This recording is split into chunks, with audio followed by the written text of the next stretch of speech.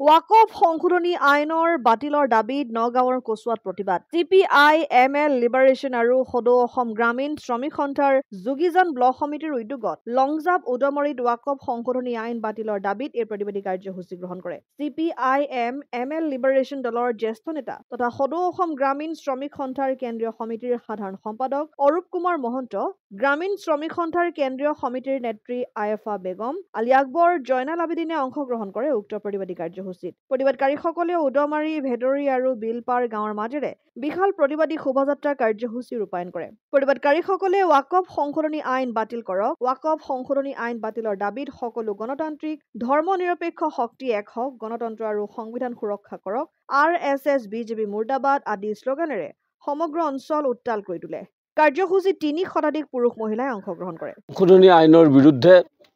দেশজুৰি যি প্ৰতিবাদ কাৰ্যসূচী চলিছে এই প্ৰতিবাদে আমি অংশীদাৰ CPI-ML দলৰ যি দুজন সাংসদ আছে এই সাংসদ সকলো সংসদত এই ওয়াকফ আইনৰ বিৰুদ্ধে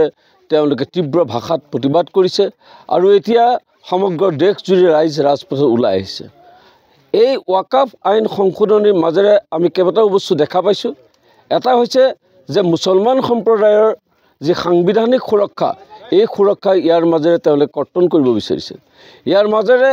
আজি দেশৰ ধৰ্মনিৰপেক্ষতা আৰু সংবিধানক তেওঁলোকে নাকচ কৰিব বিচাৰিছে আজি দেশৰ সংবিধান ধৰ্মনিৰপেক্ষতা আজি অসুৰক্ষিত আমি দেশৰ ধৰ্মনিৰপেক্ষতা আৰু সংবিধানক সুৰক্ষিত কৰিব লাগিব ইয়াৰ লগে লগে আমি দেশৰ উচ্চতম ন্যায় ব্যৱস্থা মহামান্য উচ্চতম ন্যায়ালয় ন্যায়াধীশ মহোদয়ৰ ওচৰত আমি এই ৰাইজৰ মাজেৰে আবেদন জনাওঁ যে দেশৰ ধৰ্মনিৰপেক্ষতা আৰু সংবিধান সুৰক্ষা কৰা আৰু সাম্প্ৰদায়িক ফেচিবাদৰ বিৰুদ্ধে তেখেতলোকে যাতে এই ওয়াকফ যি সংশোধনী আইন আনিছে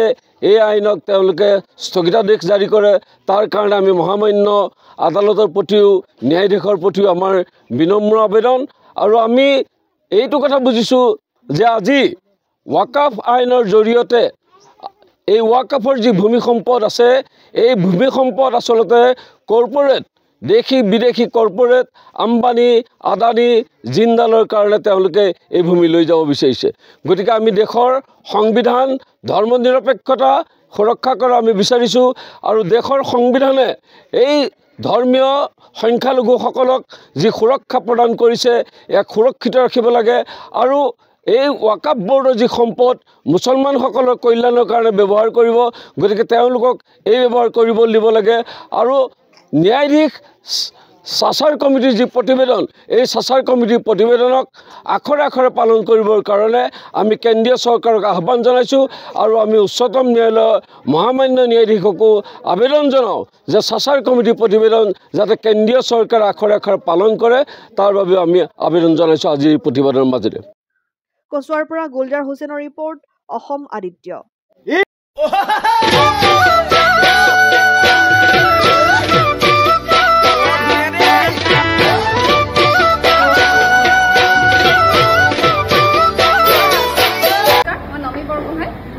অসমবাসী ৰাইজক NKS হিৰো ডিব্ৰুগড় তৰফৰ আগন্তুক ৰঙালী বিহু বিয়া হোৱাৰ শুভেচ্ছা জ্ঞাপন কৰিলোঁ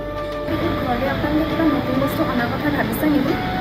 তেতিয়াহ'লে আপোনালোকে আহক NKS হিৰো ডিব্ৰুগড়লৈ আৰু আপোনালোকৰ মনপচন্দৰ দুচকীয়া বাহনখন ইয়াৰ পৰা লৈ যাওক আমাৰ গ্লেমাৰ চিৰিজত 2500 টকা কেছ ডিছকাউণ্ট আৰু লগতে বেষ্ট এক্সচেঞ্জ ৰেটবোৰ দি থকা হৈছে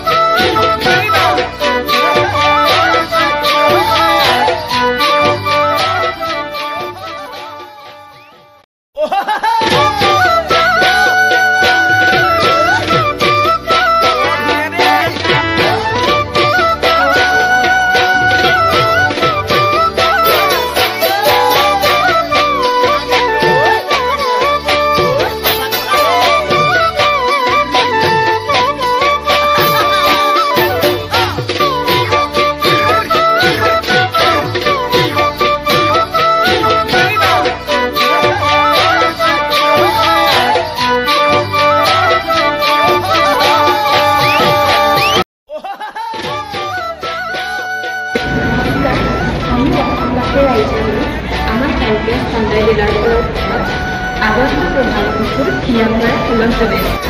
আপোনালোকৰ বিহু লাগিছেনে আমাৰ কিন্তু ডিলাৰত লাগিছে